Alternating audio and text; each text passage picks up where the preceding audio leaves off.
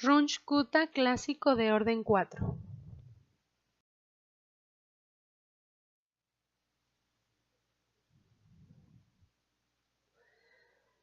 Este es el tercer método para resolver ecuaciones diferenciales de primer orden. Runge-Kutta de orden 4 clásico.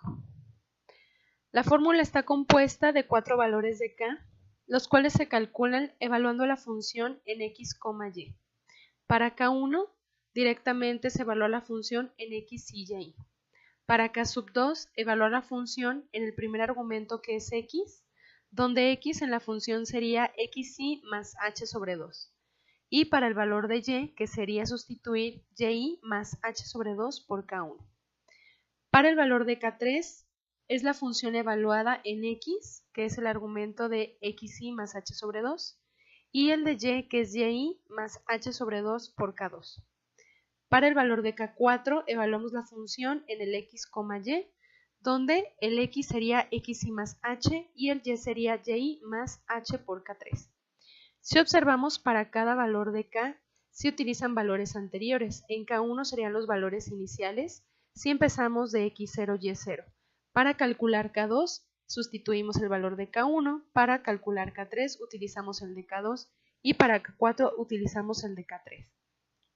En estos dos valores del medio utilizamos al sumar h sobre 2, pero en el último solamente sumamos h.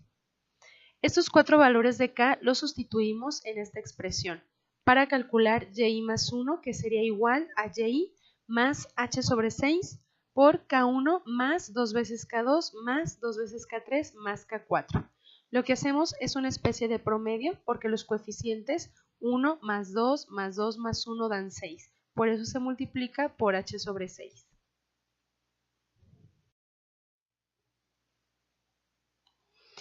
Aquí podemos observar para Euler modificado, que sería Runge-Kutta de orden 2, el primer paso que es el predictor y el segundo que es el corrector, haciendo el promedio de estas dos pendientes.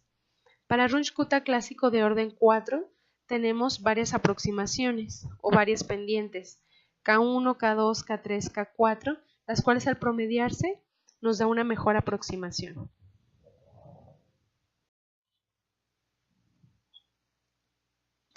Para este ejemplo, vamos a aproximar la solución a un problema de valor inicial utilizando el método de Runge-Kutta clásico de orden 4 con el valor de n igual a 5 y fix 5. Es decir, vamos a redondear a 5 decimales en cada valor de la iteración. El PDI o problema de valor inicial es esta ecuación diferencial ordinaria de primer orden donde ya está despejada la derivada. Y', que es igual a la función que es x menos y. La condición inicial es x0, y igual a 2 y nos preguntamos cuánto vale y cuando x es igual a 1. La fórmula para calcular h, que es el valor final de x menos el inicial entre n. Y la sustitución la tenemos aquí de la pregunta o el x1 y tomando el valor inicial de x con 0, sustituimos final menos inicial 1 menos 0 entre n que es 5.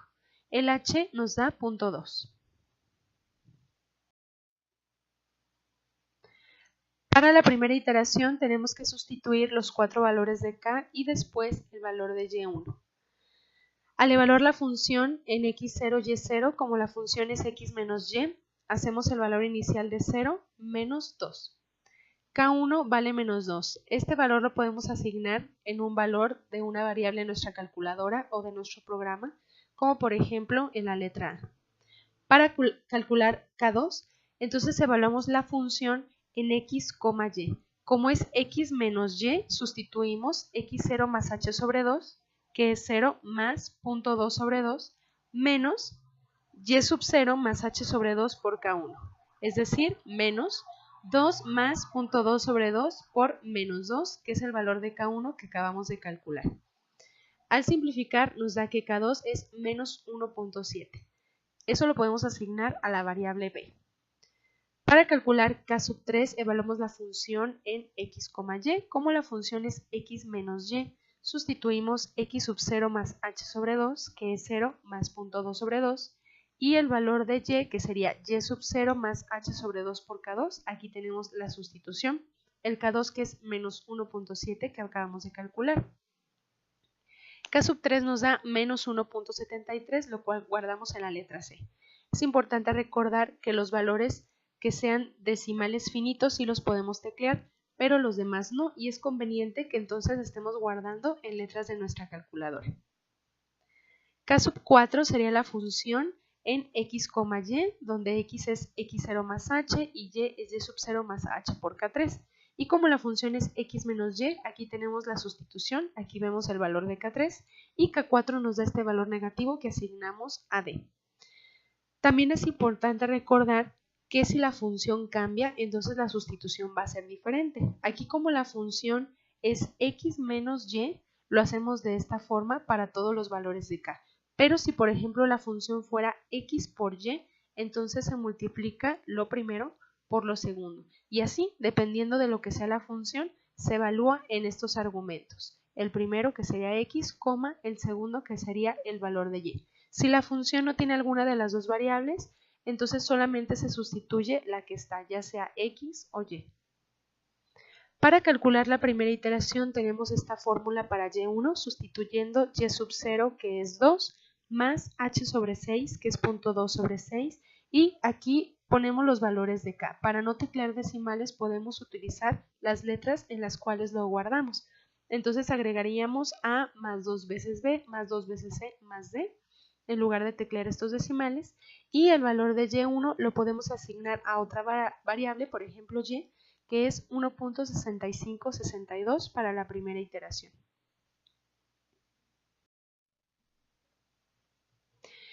Como n es igual a 5, entonces se realizan 5 iteraciones de este método. Si n fuera 10, serían 10 iteraciones.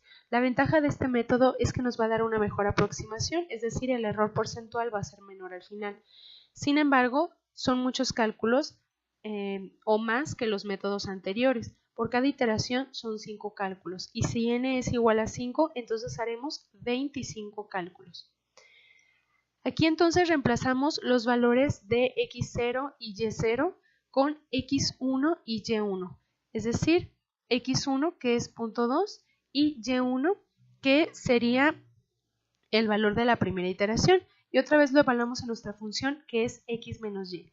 Y así vamos calculando cada valor de K, por ejemplo aquí K1 que se sustituye en lo que sigue para calcular K2 y este que se sustituye para el siguiente y calcular K3 y este K3 aquí se sustituye para el valor de K4.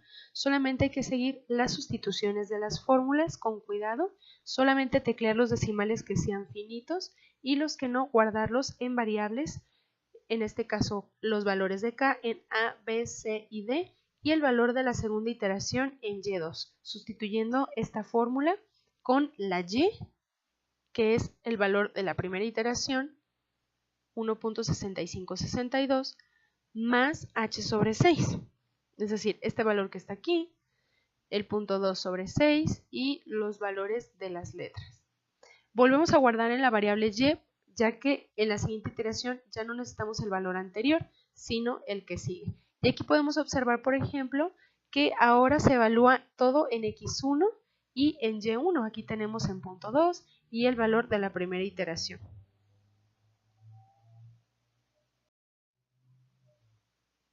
Para la tercera iteración vamos a utilizar los valores de x2 que van aquí y de y2 que es el resultado de la segunda iteración, el cual guardamos en la letra y. Así vamos calculando los 4 valores de K, evaluando la función en x, y, la función que es x menos y en este ejemplo, y asignando los valores a las variables. El valor de y3 nos da este, que es 1.24645, y lo volvemos a guardar en la variable y. Para calcular la cuarta iteración, similar, aquí tenemos que ahora evaluar en x3, que es 0.6, y en y3, que es 1.24645. Y utilizando los valores de K1, de K2, de K3 para calcular el siguiente valor de K. Y estos 4 valores que están en A, B, C y D, sustituirlos aquí junto con el valor de Y para calcular la siguiente iteración y guardarlo en Y. En este caso Y4 nos da 1.148. Todo lo vamos guardando en la memoria de la calculadora para no tener que teclear estos decimales, porque como son muchos cálculos, si tecleamos los decimales vamos a acarrear más error que el que deberíamos. Este método ya tiene su propio error, pero solamente si lo hacemos de esta manera adecuada, ya sea programándolo o asignándolo en variables.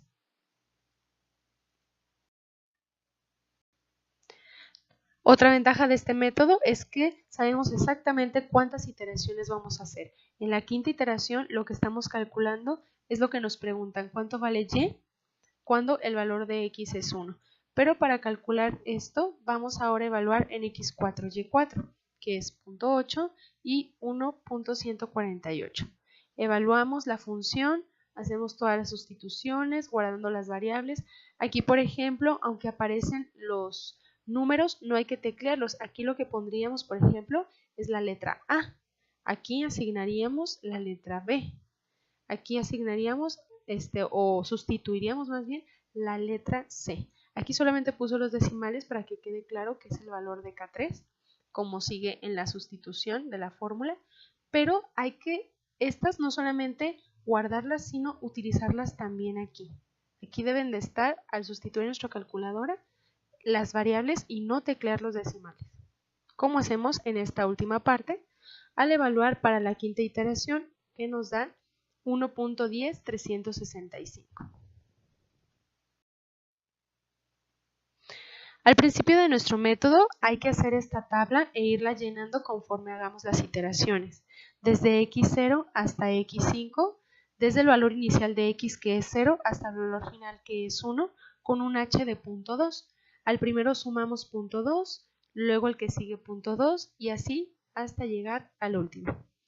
Aquí ponemos entonces los valores de y, que el inicial es 2, y luego el valor de y reemplazado por el de la primera iteración, segunda, tercera, cuarta y quinta. Aquí podemos observar la convergencia desde 2 hasta la solución que nos da en la quinta iteración. Este valor que está guardado en la letra y hay que utilizarlo para calcular el error porcentual. Para ello también necesitamos la solución exacta. ¿Cómo se calcula esta solución exacta? A través de métodos analíticos del análisis matemático. Hay que resolver la ecuación diferencial ordinaria con algún método analítico. De ahí vamos a obtener la solución general con el parámetro C y al aplicar las condiciones iniciales podemos encontrar ese valor de C, sustituirlo para encontrar la solución particular. En la solución particular hay que sustituir el valor de x que nos pide, que en este ejemplo es con x igual a 1. Haciendo esto nos queda 3 por e a la menos 1. Este valor, que es aproximadamente con FIC5 1.10364, es el que vamos a utilizar para calcular el error. Entonces vamos a calcular la diferencia. En nuestra calculadora o en lo que hagamos hay que sustituir 3 por e a la menos 1 menos y, que es el valor de la quinta iteración, en valor absoluto entre la solución exacta, que es 3 por e a la menos 1, también en valor absoluto, y si lo multiplicamos por 100, entonces nos va a dar el error porcentual. Recordemos que primero se calcula el error absoluto, que es el valor absoluto de la diferencia, luego se divide entre el exacto para calcular el error relativo y si lo multiplicamos por 100 es el porcentual y al final agregamos un símbolo de porcentaje. Aquí no es necesario que pongamos FIC5, no necesitamos tanta precisión para el error, pero sí conforme se hace 0, sí hay que aumentar los decimales porque todavía el error no es 0. Si observamos, hay una diferencia de 1 en el último decimal, que en error absoluto pues era un error de 10 a la menos 5, pero en el error porcentual nos da que es un error de 0.001%. Es muy poquito error, por eso este método es mejor que los dos anteriores que veíamos de Euler y Euler modificado, aunque hagamos muchos cálculos, que en este ejemplo fueron 25 cálculos, y que pues esa es la dificultad de estar haciendo cada cálculo, que no nos equivoquemos en una cifra, en algún signo, que guardemos todo en variables, y pues ya así llegaríamos a este resultado.